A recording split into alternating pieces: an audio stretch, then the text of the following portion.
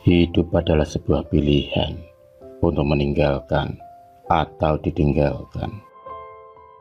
Dalam sebuah hubungan kesetiaan, tak selamanya menjamin sebuah keharmonisan. Karena pada kenyataannya rasa itu akan sirna seiring berjalannya waktu. Siang itu Anis masih duduk termenung di kursi rodanya. Kecelakaan yang dialaminya 5 tahun yang lalu membuat salah satu kakinya mengalami keretakan. Meski sudah rutin melakukan terapi, tapi kaki Anis belum bisa pulih kembali. Dengan keadaan yang seperti itu, dia tidak bisa mengawasi para pekerjanya di perusahaan yang digelutinya. Sebagai owner produk kecantikan, Anis bisa dibilang wanita yang sukses. Itu terbukti dengan banyaknya harta yang dimilikinya. Dimas, laki-laki yang beruntung yang berhasil memikat hati Anis itu telah sah menjadi suaminya 7 tahun yang lalu. Meski sudah bertahun-tahun mereka menikah, tapi Anis dan Dimas belum juga dikaruniai seorang momongan. Meski begitu, keromantisan tak pernah surut di antara mereka. Itu terbukti dengan sikap Dimas yang selalu setia menemani Anis meski dalam keadaan sakit. Tapi kesetiaan itu akhirnya kandas dengan hadirnya orang ketiga yang secara diam-diam Dimas telah bermain api. Dimas terlalu pintar menutupi kesalahannya. Suatu hari, Dimas berpamitan untuk pergi mengunjungi ibunya yang sedang sakit. Anis pun mengizinkannya. Anis tak pernah ada rasa curiga kalau dia telah dibohongi. Karena dia tahu ibu mertuanya menderita penyakit jantung yang bisa kambuh kapan saja. Saat sedang menonton TV, tiba-tiba suara HP-nya berbunyi. Ternyata Dimas menelpon untuk meminta transferan uang 50 juta. Kata Dimas uang sebanyak itu akan dipergunakan untuk pengobatan ibunya. Tentu saja Anis menyetujuinya. Karena bagaimanapun juga, ibu mertuanya sudah dianggap seperti ibu kandungnya sendiri. Tapi belum sempat Anis mentransfer uang, dia lebih dulu ingin menengok ibu Dimas. Anis pun berangkat bersama sopir pribadinya menuju rumah ibu Dimas.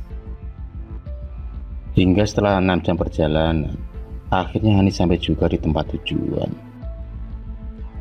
Pandangan matanya tertuju pada tenda pelaminan.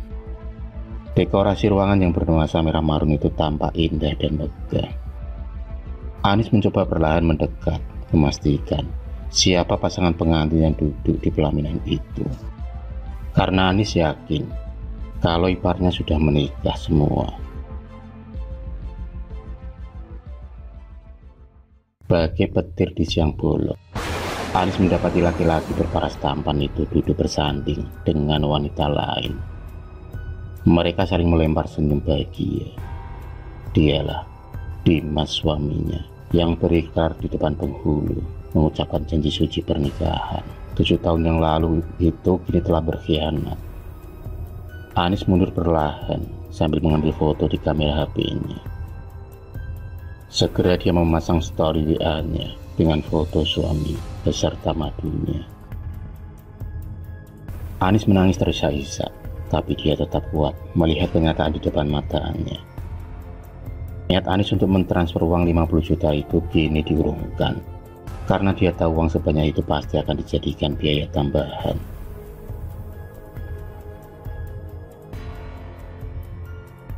Yang ada di benak Anis sekarang hanya ingin memasang strategi, membalas ketidakadilan yang dialaminya sekarang. Pak Darto sopir pribadinya tahu betul perasaan majikannya itu.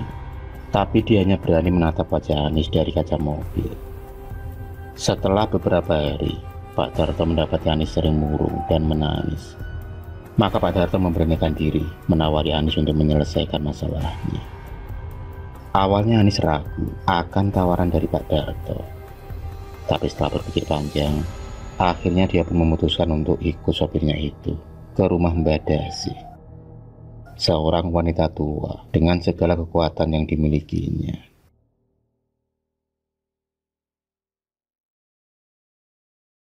Rumah kayu berdinding bambu itu tampak begitu sederhana. Tampak wanita beruban menyambut kedatangan mereka. Tanpa menceritakan apa permasalahannya, Mbah Dasih seolah tahu isi hati Anis. Dia memperhatikan air berwarna putih yang seperti menyehatkan itu. Hanya setetes dan itu membentuk bulatan sempurna yang mengapung di dalam botol. Kata Mbah Dasih, air berwarna putih itu tidak akan langsung mematikan korban, tapi akan membuatnya menderita perlahan-lahan. Setelah Anis mendengar perkataan dari Mbah Dasih, dia pun tertarik untuk segera memberi mahar. Rasa benci terhadap suaminya itu membuat akal sehatnya sedikit nekat. Apalagi setelah apa yang dia berikan untuk Dimas dan juga keluarganya selama ini. Dengan jelas di matanya, keluarga Dimas tampak tertawa bahagia saat perkawinan Dimas dan istri barunya itu berlangsung. Waktu sudah menunjukkan pukul 11 malam, tapi Dimas belum juga pulang. Padahal dia tahu malam itu adalah malam giliran dia pulang di rumah Anis. 1 jam setelah itu, Dimas dengan sengaja pulang bersama Susi, istri barunya. Mereka memancing amarah Anis dengan bermesraan di depannya, hingga membuat Anis semakin emosi. Meski kakinya Anis tak bisa berjalan normal lagi, paling tidak dia ada Pak Darto yang membantunya dalam melancarkan aksinya tersebut. Pagi pun tiba. Dimas tampak tersenyum manja di hadapan Susi tanpa memperdulikan lagi perasaan Anis. Tapi kebahagiaan Dimas dan Susi tak akan berlangsung lama. Dan benar saja, setiap malam Dimas selalu berhalusinasi, berada di dalam neraka dan tersiksa secara psikologis.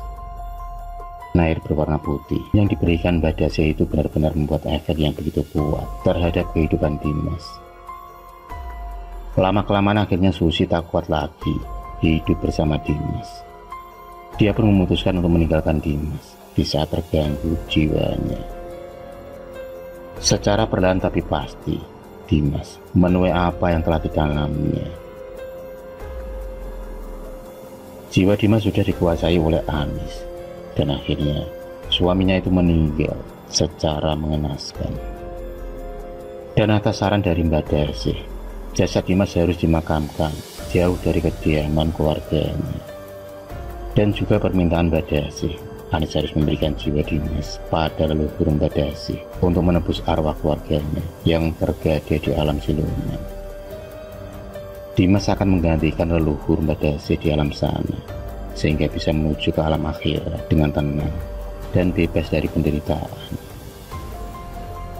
Asap tebal menyelimuti ruangan, sinar terang menyorot dari mata Mbah Dasih saat melakukan sebuah ritual. Tentu saja itu membuat tubuh Anis menjadi merinding. Pantas atau tidaknya perbuatan yang Anis lakukan terhadap suaminya itu, tapi yang pasti dia dapat bernafas lega, telah meluapkan ketidakadilan yang dialaminya selama ini.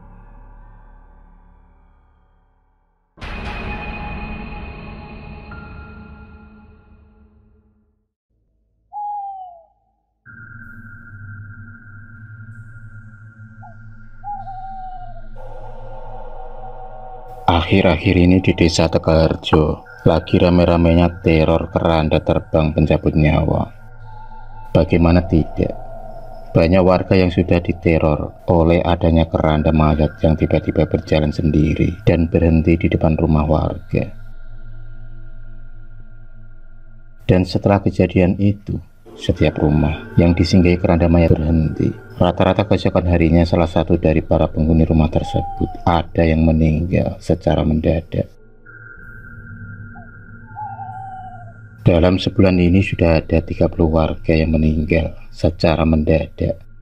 Dan rata-rata para keluarga bercerita kalau kejadian itu terjadi setelah adanya teror keranda berjalan. Entah itu hanya kebetulan saja atau memang sungguh kenyataan yang ada sekarang ini. Dari banyak omongan memang beberapa warga sempat melihat adanya keranda yang berjalan sendiri dan berhenti di rumah warga.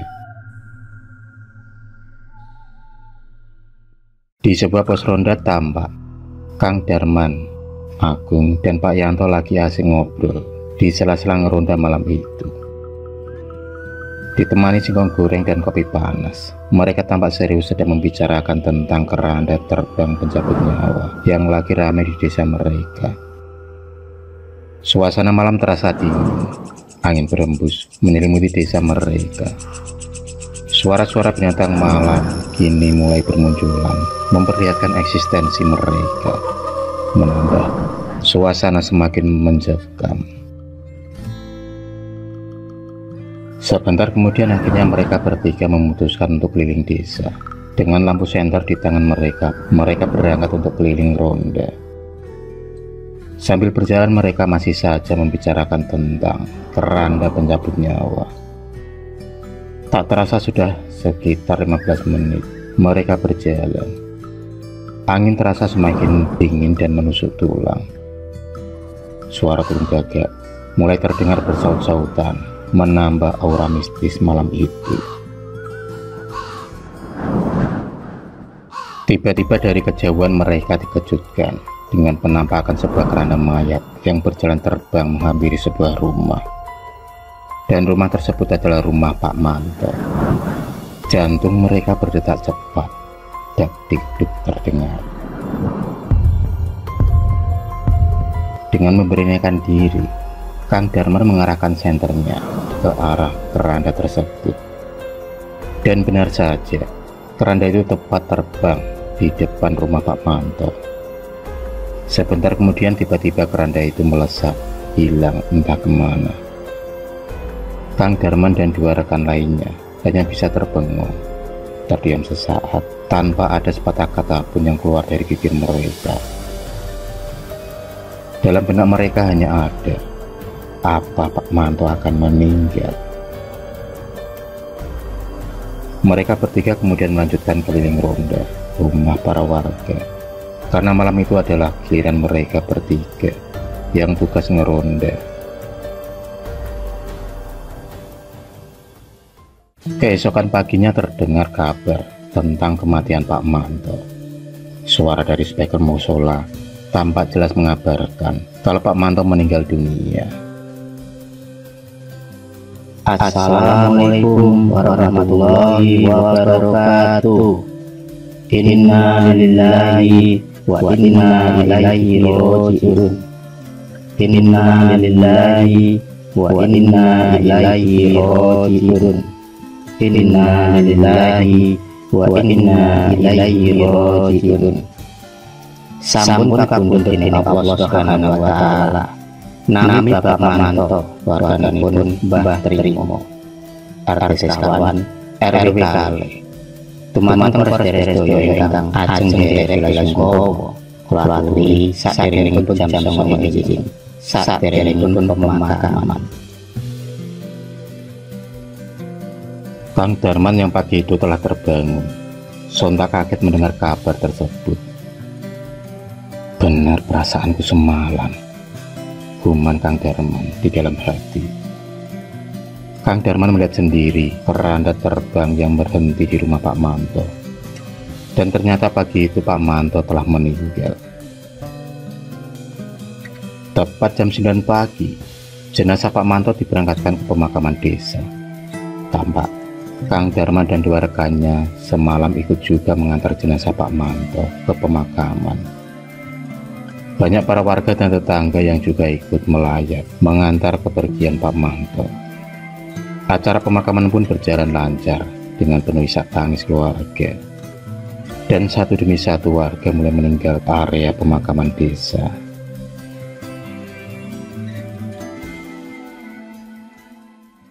Kini desa Tegalharjo lagi dilanda musibah seperti pagebluk. Kematian warga yang beruntun dan berlangsung mendadak. Sampai saat ini sudah ada 30 warga yang meninggal dalam kurun waktu 1 bulan. Semakin santerlah perbincangan di kalangan para warga. Entah sampai kapan semua ini berakhir. 1 minggu yang lalu juga dikisahkan oleh Ayu, anak dari almarhum Pak Dayat yang meninggal seminggu yang lalu. Ayu mengatakan bahwa malam sebelum ayahnya meninggal, sekitar jam 1 malam, Semua anggota keluarga tengah tertidur lelap. Hanya Pak Dayat yang masih terjaga, ngopi di ruang tamu. Tiba-tiba terdengar suara ketukan pintu berkali-kali.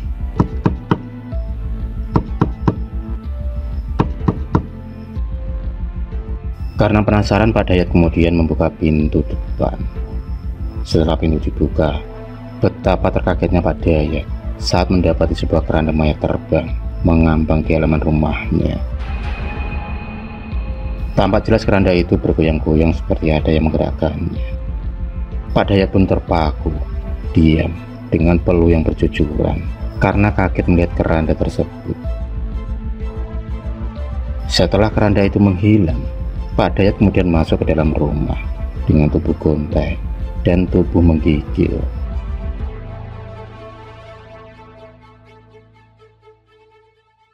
Saat Pak Dayat menutup pintu, ia mendapati anaknya Ayu yang tiba-tiba terbangun dari tidurnya. Dan Ayu pun bertanya, "Ada apa, Ayah?"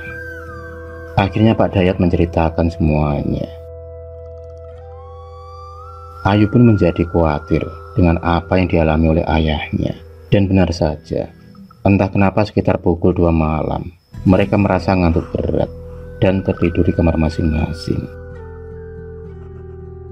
Dan keesokan paginya didapati Pak Dayat telah meninggal. Menurut Mbah Kromo Joyo, salah satu sepuh di desa Tegalharjo, beliau mengatakan kalau adanya keranda terbang penyebut nyawa itu sudah ada sejak dulu, dan orang-orang sering menyebutnya dengan lampor, semacam pagebluk kematian, tapi diawali hal-hal gaib yang datang melanda.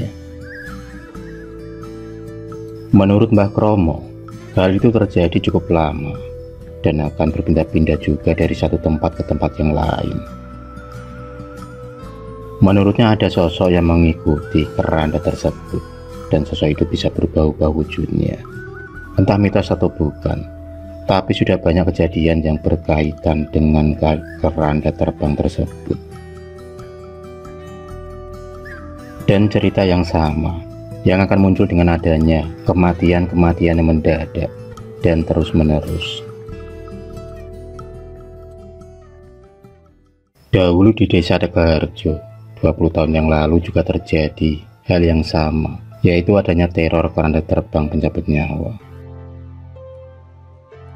Saat itu selama 2 bulan terjadi korban meninggal berjatuhan yang mencapai 100 orang. Saat itu warga sangat berduka dengan kejadian itu. Cerita yang sama diungkapkan oleh para warga yang keluarganya meninggal secara mendadak, yaitu rata-rata sebelum meninggal mereka melihat keranda terbang yang berhenti di rumah mereka. Seolah keranda itu menjadi isyarat, seolah akan ada salah satu dari keluarga mereka yang siap dibawanya. Beberapa orang pintar mengatakan kalau sosok yang hadir bersama keranda mayat tersebut sangat menyeramkan dan memakai jubah hitam yang menebarkan aura kematian. Sosok yang jika orang melihatnya akan ketakutan karena aura kematian yang begitu kental. Makhluk jin, setan, dan sebagainya memang ditakdirkan bisa berubah-ubah wujud semaunya. Pesan Mbah Kromo hanya satu, agar warga selalu meningkatkan ibadah dan sholat serta berdoa mohon perlindungan dari Allah Subhanahu wa Ta'ala. Mohon dijauhkan dari segala bala dan mara bahaya, dijauhkan dari segala penyakit dan gangguan jin-jin kafir dan setan-setan jahat. Wallahu alam, hanya Allah yang tahu.